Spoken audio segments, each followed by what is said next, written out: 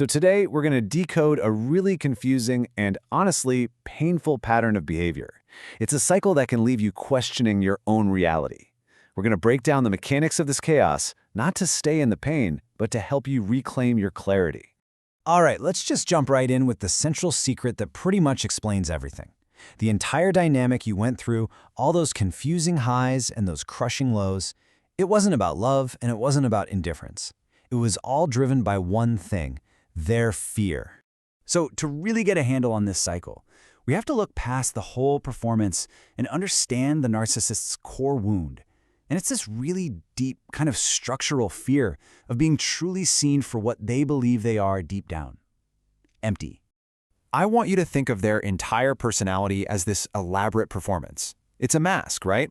One they've meticulously built to hide this terrifying inner void. And that is why genuine intimacy, the kind you offer, isn't just a connection for them. No, it's a direct threat to that whole performance. And this is so important to get. Your ability to love was never a flaw. It was a resource they desperately needed. They saw your light, your depth, your empathy, and they recognized you as the best power source they could find to regulate their own shaky, unstable sense of self. Okay, so now that we've got a grip on that internal fear, we can start to decode the external strategy they use to manage it. And believe me, this isn't a string of random events. It's a predictable performance they run for their own survival. This three-stage cycle, this is the playbook. When you're in it, it feels so personal, so chaotic, right? But from the outside, it is a shockingly predictable pattern. It's a mechanical process designed for one thing: control. Think back to the beginning. That incredible, intoxicating feeling of being seen and chosen. Well, that wasn't them falling for you. It was more like they were installing you. They were studying you, learning your wounds, and mapping your vulnerabilities so they could build a totally reliable and predictable source of supply. So when does the flip switch? The shift to devaluation happens the second you stop being a perfect reflective mirror and start being an actual person. The moment your own needs, your own thoughts and feelings came up, your authenticity became a threat. And that's when they started to attack your clarity, to make you doubt what you saw and felt. So why does it all just end? Look, the discard isn't about them falling out of love. It happens when they realize they can't control how you see them anymore. Once your awareness gets too strong, they fear being exposed. They have to shut down the performance before the mask gets ripped off completely.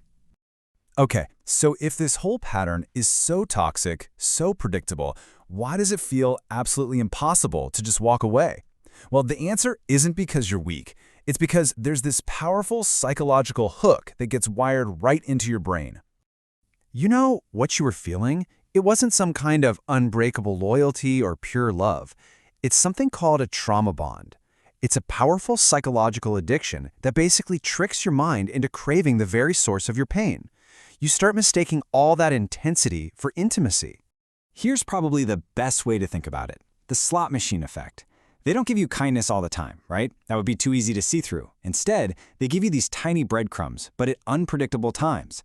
A brief moment of warmth, a sudden compliment, these are like small wins at a slot machine. You get that little hit of dopamine, and it makes you forget the hundreds of times you lost, keeping you pulling that lever, just hoping for the next payout.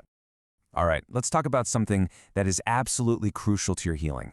It's a major reframe, because understanding why the relationship truly ended, that is the key that's going to unlock you from all that self-blame. Just think about it. You started to see it, didn't you? The little inconsistencies, the words not matching the actions, your own clarity, your own awareness was becoming this perfectly honest mirror. And a narcissist absolutely cannot stand looking into an honest mirror. And so their usual bag of tricks, the gaslighting, the silent treatments, the sudden love bombing, they just started to lose their power. And why? Because you were no longer taking the bait. Their entire control system was failing because you were getting too healthy to manipulate. I really want you to let this sink in. The discard, that final, brutal act, was not a judgment on you.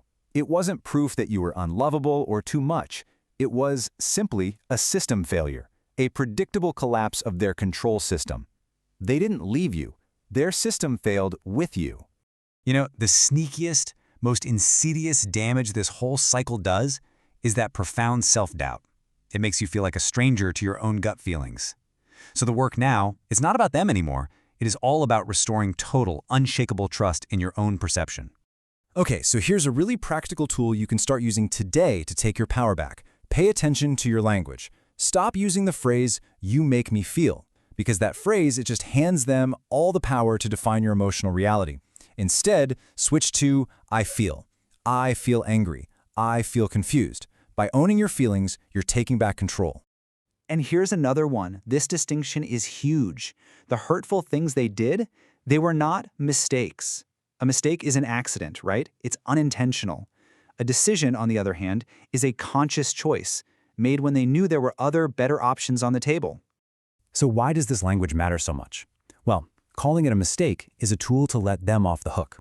It keeps you in that cycle of giving them grace for what is actually just callous disregard. But when you recognize their actions as a pattern of bad decisions, that becomes a tool for your clarity, and it helps you finally stop blaming yourself. Please remember this. Every single quality they attacked in you, your sensitivity, your emotional depth, your legitimate needs as a human being, none of that was a flaw.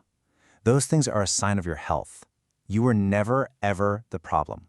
You were the solution. A dose of authentic connection that their damaged system just could not handle. So that brings us to a really important question. If the narcissist's entire reality is just a performance, what happens when they start trying to rewrite yours? This whole cycle of chaos, it's designed to systematically distort your reality. But now you have the playbook. Understanding their performance is the first, most powerful step to reclaiming your own story. And that is exactly what we're going to get into next time. The tools of reality distortion, like gaslighting, and how you can become immune to them. If this resonated, you aren't alone. Subscribe to join the space where we decode them together. I'll see you in the next one.